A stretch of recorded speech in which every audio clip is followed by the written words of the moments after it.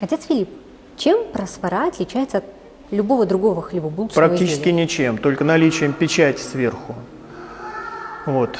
Ну и, естественно, более экзотической, так сказать, более специфической составляющей.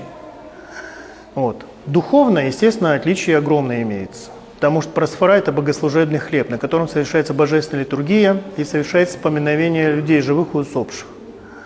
Раньше, собственно говоря, на Агапы, на вечере любви, люди приносили из дома свежеиспеченный хлеб, на котором могла совершаться эта самая Агапа. Зачастую на ней совершалась Евхаристия, и поэтому хлеб сам по себе имеет мистическое значение. Именно поэтому к хлебу такое благоговейное отношение даже у неверующих.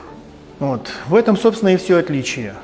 Поэтому это жертвенный хлеб, который сам, по сути, делается жертвой для всего мира.